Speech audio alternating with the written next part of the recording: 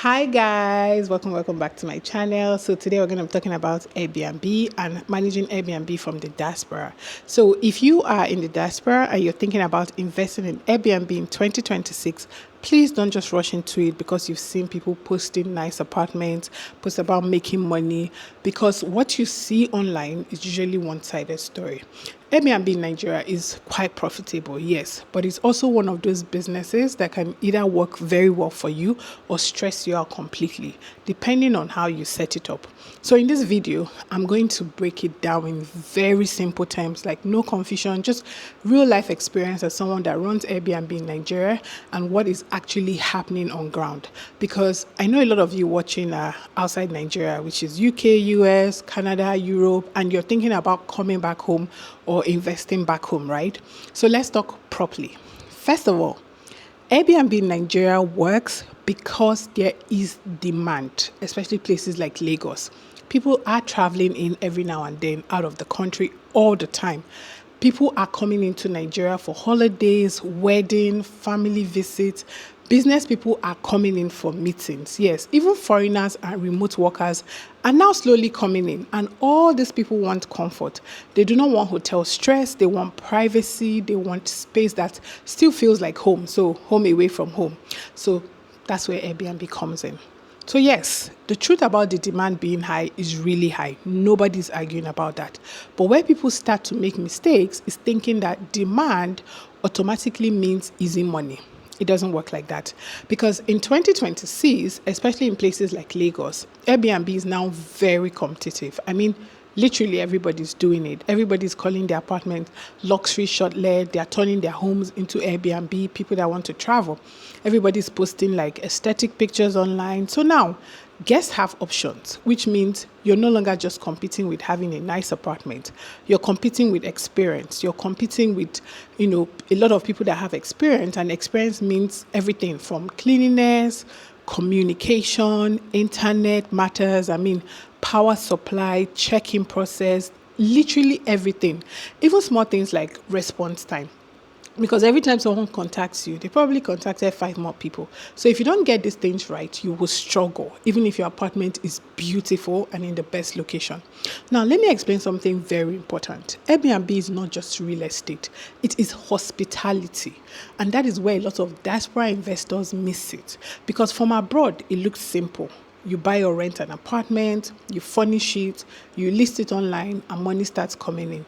But on ground in Nigeria, it's not that smooth. You need people managing it. You need cleaners that are reliable. You need someone to respond to guests quickly. You need maintenance. You need backup, because in Nigeria, your backup needs a backup. I mean, for electricity, internet, you name it. You need systems, because without systems, you will suffer. And let me be very honest with you. A lot of people who fail in Airbnb in Nigeria don't fail because there is no demand.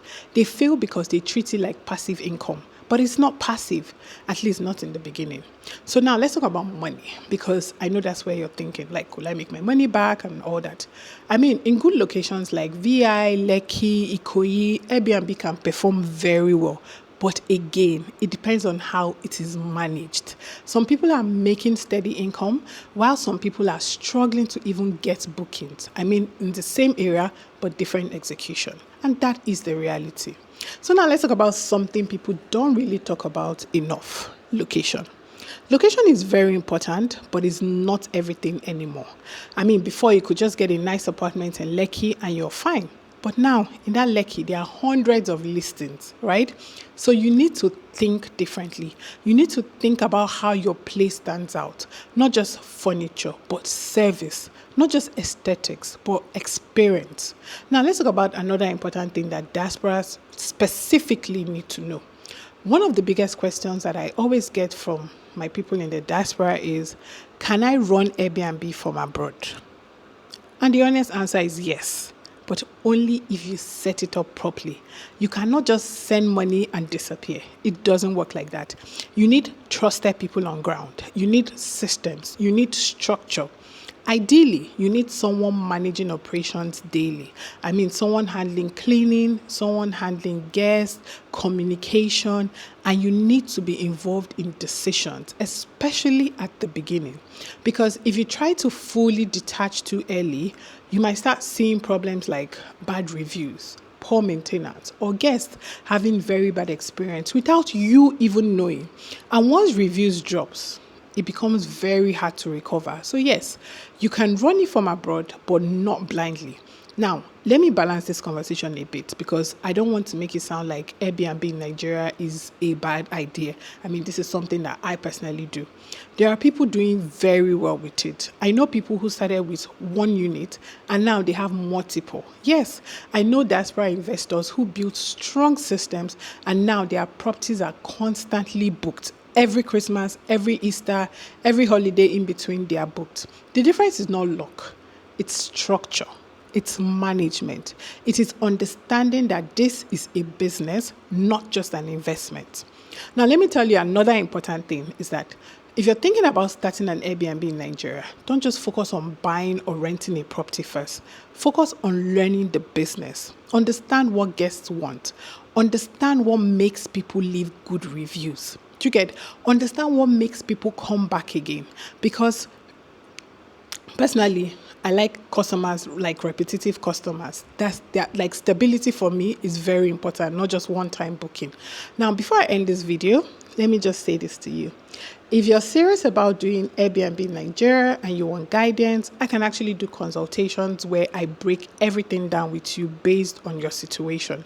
So if you want a one-on-one with me, you can send me an email. It's going to be in my description, and let me know that you want a consultation specifically on Airbnb and we can break that down. So thank you so much. And if you don't want that as well, make sure you watch my video. I have like an entire course here, a playlist on Airbnb. I try every now and then to cover up everything that you need to know about starting up Airbnb in Nigeria, because so far this is one of the lucrative businesses now that you can start from the comfort of being abroad. And for the people who want to leave Nigeria and you don't want to sell your home, this is also very good. Airbnb in Nigeria is not scam.